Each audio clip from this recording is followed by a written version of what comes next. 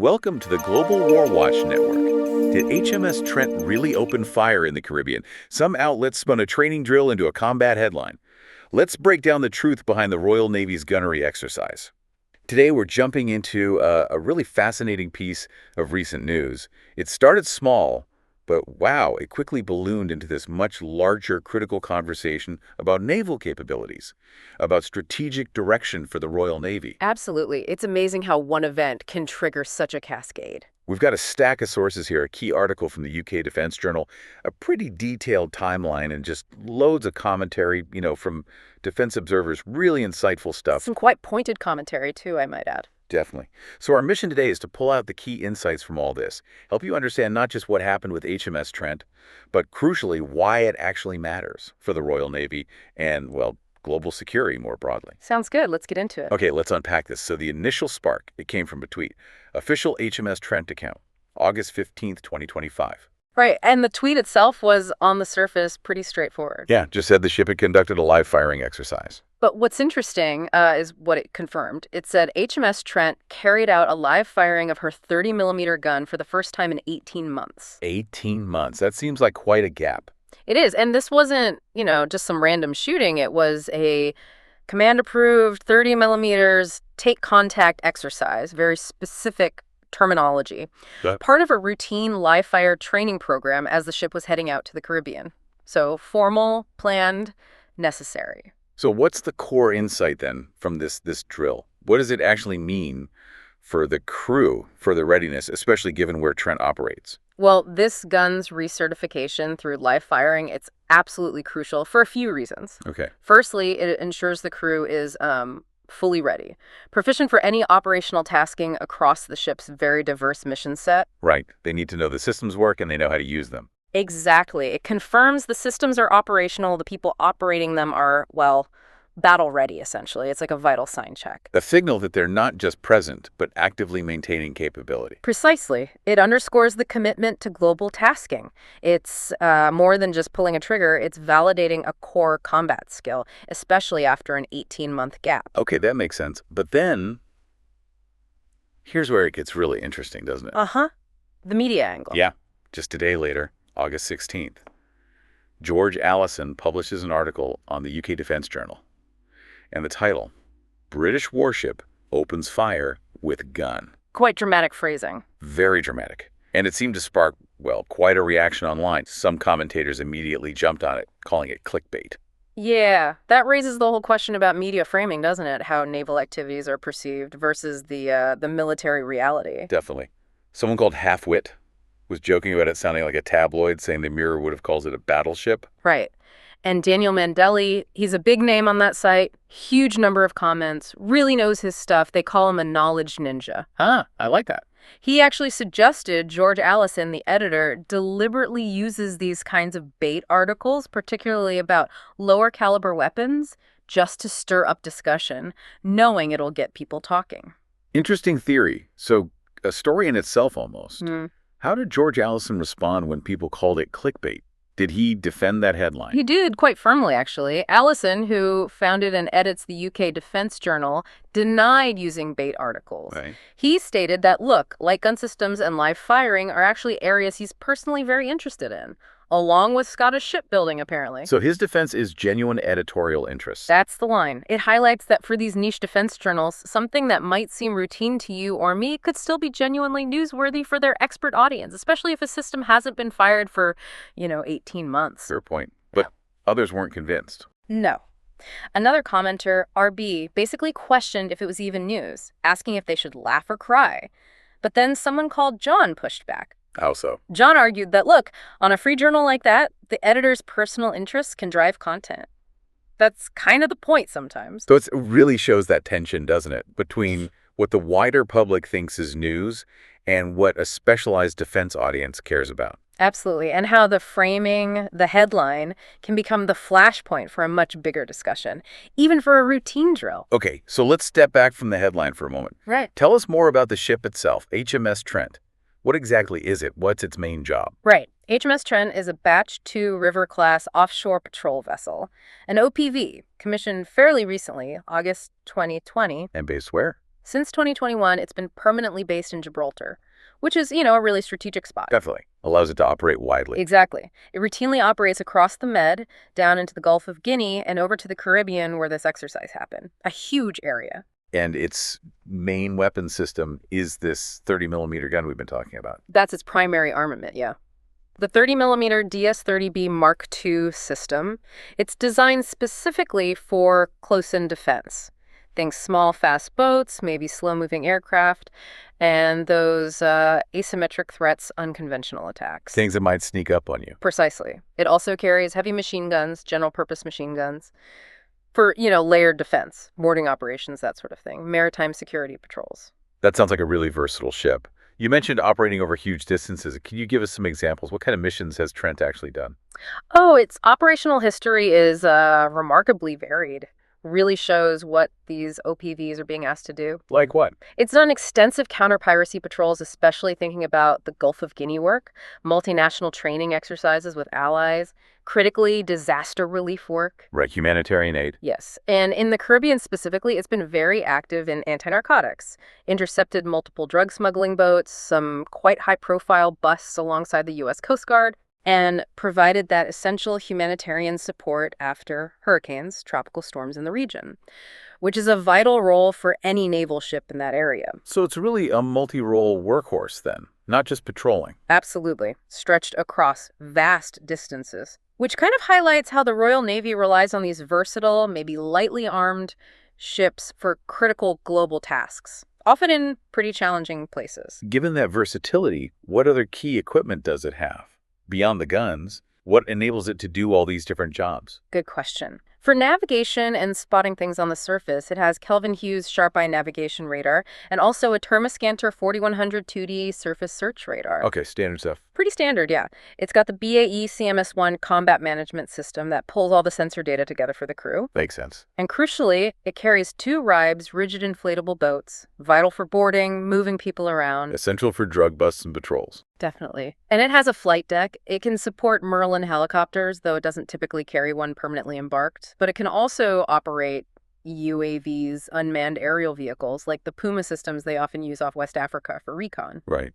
Eyes in the sky. Exactly. So that whole combination makes it a pretty capable asset for those constabulary duties, maritime security, and all sorts of hotspots. But I guess that equipment list also hints at its limitations compared to a full-on warship. It does. And that leads us right back to the bigger debate that this whole gunnery exercise seemed to ignite. Yeah, it's amazing how that one exercise rippled outwards, not just into the media stuff, but right into the heart of the Royal Navy's strategic challenges. Let's dig into that bigger conversation now. What's the core strategic crossroads observers see the Navy facing? Well, connecting it all up, the online commentary, particularly on that UK Defense Journal article, it pivoted really quickly, away from the gunfiring towards this critical assessment of the Royal Navy's, frankly, declining escort numbers. Escorts meaning frigates and destroyers. Exactly. Proper warships. And whether these river-class OPVs are actually suitable for the increasingly demanding jobs they're being given. And who was leading that charge? One of the most compelling voices was a commenter named Jonathan. Seems like a regular, well-respected analyst there. His comments often spark a lot of discussion. What was his take? He painted a particularly stark picture, projecting that by 2028, the Royal Navy is likely to have only 11 escorts actually in service. 11. That sounds incredibly low. It is. He broke it down. 4 Type 23 frigates, just 1 Type 31 frigate coming online, and 6 Type 45 destroyers. Well, compared to? Compared to, he noted, around 65 escorts during the Cold War, or even 30-35 in what people considered a peaceful world not that long ago. It's a dramatic, dramatic decline. So the starkest insight isn't just the falling numbers, but the consequences. Using ships for roles they weren't designed for. Exactly. That's the core of it. The Royal Navy being forced into a strategic compromise. Deploying vessels like Trent globally because they have to have something out there, but potentially signaling weakness and critically exposing those ships and crews to risk. That projected drop to 11 escorts. That's staggering. Why? What are the reasons behind this? Jonathan blamed over 35 years of incompetence and poor planning. Is it that simple?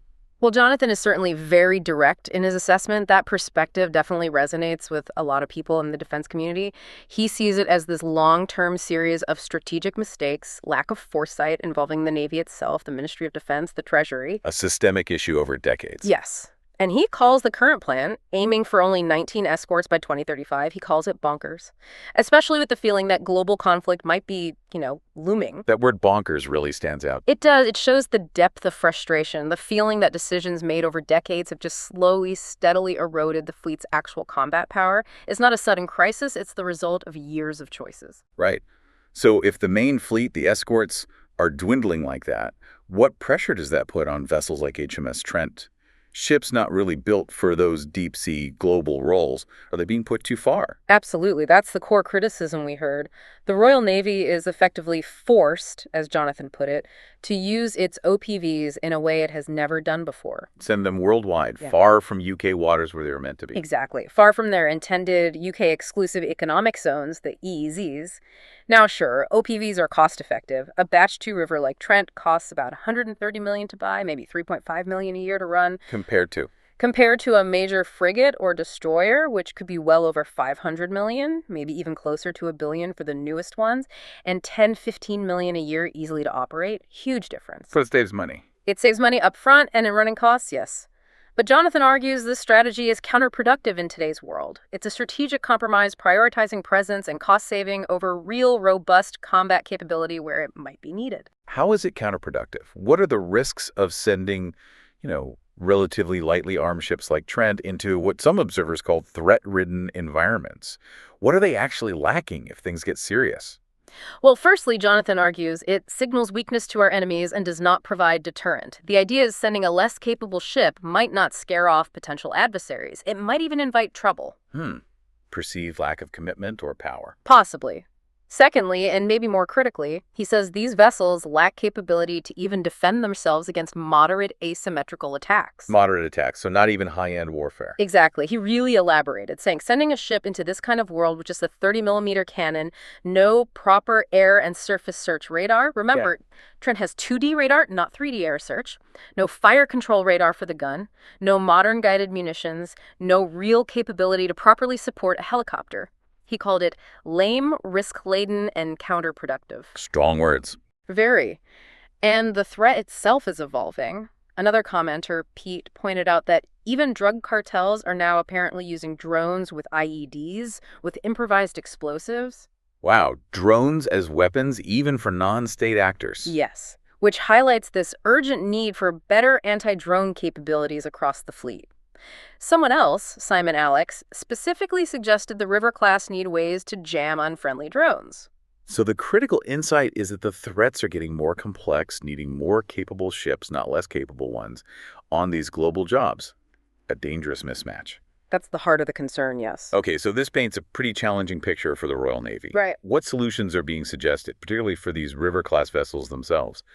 Jonathan had some specific ideas, didn't he? He did. Very concrete proposals for the 5 Batch 2 rivers, starting with HMS Forth, the one that acts as the Falklands Guard ship. Right, down in the South Atlantic. He suggests converting it, quite radically, into a short-range patrol frigate for the Falklands and South Atlantic. A patrol frigate. What would that involve? A major upgrade, fitting a proper sensor suite, 3D air and surface search radar, passive sensors, a much more robust self-defense package. Like what kind of weapons? He suggested a 76mm or 57mm main gun, crucially with fire control radar and guided rounds, a close-in weapon system, a CIWS, maybe a 30mm gun firing airburst rounds, and potentially even Hera missiles, the same ones going on the frigates. That's a serious upgrade. Anti-air missiles on an OPV hull. Potentially. He also stressed needing offensive capabilities built around supporting a helicopter properly, a hangar for a Wildcat, plus drones. It would be a huge transformation from its current OPV role. It sounds incredibly expensive, though, especially for just one ship in the Falklands. How could that be justified, given the budget pressures? Well, Jonathan had a pretty unique financial argument just for Forth. He pointed out the Falkland Islands themselves have a high GDP per head, around 75,000 pounds, and run an annual budget surplus of $14-15 million. Okay. So he suggested the Falklands could essentially pay the running costs for this upgraded patrol frigate themselves. Really, self-funding their upgraded guard ship. That was the proposal. He contrasted it sharply with the $110 million a year the UK taxpayer currently spends on Falklands defense overall. His point was this could free up UK defense money for other things. It's a bold idea about localized funding. Very bold. And what about the other 4 River-class ships, the ones not in the Falklands? Different plan for them. Yes, a different role. For the remaining 4 River 2s, he suggested focusing them domestically on monitoring the UK's exclusive economic zone, protecting underwater infrastructure, cables, pipelines, very important now. More of a home waters specialized role. Exactly. Optimizing them for undersea and surface monitoring, using autonomous systems, maybe operating mine warfare systems within the EEZ. And weapons still need defense. For self-defense against those asymmetric threats, yes. He suggested adding both a 57mm gun and keeping a 30mm gun. So, upgunned, but focused on EEZ patrol and protection, not global deployments. So the insight is shifting them from trying to be mini-frigates globally to being really good at specialized jobs closer to home. Precisely. Playing to their strengths, or rather, modifying them for a more achievable and necessary role. This all brings us back to the bigger question, doesn't it? Beyond the OPVs, what's the main takeaway about the whole fleet? The number of frigates and destroyers? What's the big ask here? The big ask, the overarching conclusion from Jonathan and others echoing him, is that the Royal Navy and the government need to, quote, simply bite the bullet and get more frigates somehow. Some more ships. More proper escorts. Jonathan was forceful. Realistically, the RN needs 30 escorts as soon as it can get them. Not 11, not 19, 30. But the arguments against that are always money and people, aren't they? He tackles those head on. Dismisses them, basically. Says funds can be found if the will is there, and crews can actually be trained faster than modern warships can be built. So build the ships first, the crews will follow. His point is, hulls must come first as part of any workforce plan. Without enough ships, you can't train crews effectively, you can't retain them, quality drops. It's a downward spiral. And if UK shipbuilding can't build them fast enough? This was perhaps his most controversial point. He suggested, given the perceived inability of British yards to deliver quickly, maybe they need to consider buying second-hand ships or even buying new designs from countries that can build faster. Buying foreign warships, that would be huge. He acknowledged it's a sad, sad place to be, blaming it on 35 years of fuckery, as he put it. His conclusion is stark. This can't be fixed quickly, and with global conflict potentially only a few years away, drastic action is needed now. A really dire warning, then. Strategic vulnerability needing immediate, maybe politically tough action to rebuild the fleet. That's the core message coming through loud and clear from that commentary. It's clear the UK Defence Journal really provided the space for this debate. What makes it such a key platform for this kind of discussion? It really is a vibrant place for defense journalism, but also this community engagement. George Allison, the editor, shapes the content, obviously. His interests drive some articles, as we discussed. And you have regulars like Danielle Mandelli, the Knowledge Ninja. Exactly, with over 10,000 comments, apparently. Okay. His depth of knowledge on UK Defense Organization kit locations is huge. Then you have Halfwit, bringing humor, others like Airborne and Dern described as real SMEs, subject matter experts, adding really deep insights. It's a whole ecosystem. We touched on the old comment system briefly. It sounds like a technical thing, but why was it important to that community? Why did its removal matter? Yeah, Dern, one of the SMEs, clarified it wasn't a cyber attack that killed it. It was technical. It apparently ate huge amounts of bandwidth, crashed the servers, cost George Allison a lot to run. Practical reason. But the old system was valued because it tracked posts by email, let you see people's comment histories. It really helped build that community feeling, that collective memory. People like Torpedo J mentioned missing that functionality. So the platform matters. Yeah. It's not just articles, it's the whole environment for debate. Yeah. How people interact influences the discussion itself. Absolutely. It's a vital ecosystem, and changes to it can have real effects on how these important conversations happen. So wrapping this up, what does this all mean for you, our listener? It started with a single gunnery exercise, seemingly routine. Yeah, just a bang in the Caribbean. But it became this focal point, a critical look at the Royal Navy right now and its future. It shows how even small tactical things can highlight the biggest strategic problems. And how public discussion, especially among knowledgeable observers, can really push for change, or at least accountability. The conversation really reveals that fundamental tension, doesn't it, between needing a cost-effective fleet for everyday policing and presence. And needing a fleet that's genuinely robust, capable enough for a world that seems increasingly complex, potentially much more dangerous. It really challenges us to think about what peace even means now. Is it just the absence of war, or does it require constant, credible, capable vigilance? Are we preparing for the world we wish we had, or the world that might actually be coming? A sobering thought to end on. Indeed. Thank you for your time and participation in this exploration today. We really hope you found this discussion insightful, maybe a bit thought-provoking. If you did, please do like, share, and subscribe to the Global WarWatch Network. It really helps us keep these conversations going. We'd also genuinely love to hear your thoughts. What's your take on HMS Trent's role, or the wider issues facing the Royal Navy? Share them in the comments section below. You can also join us on social media. All the links you need are provided right there in the description. Thanks for listening.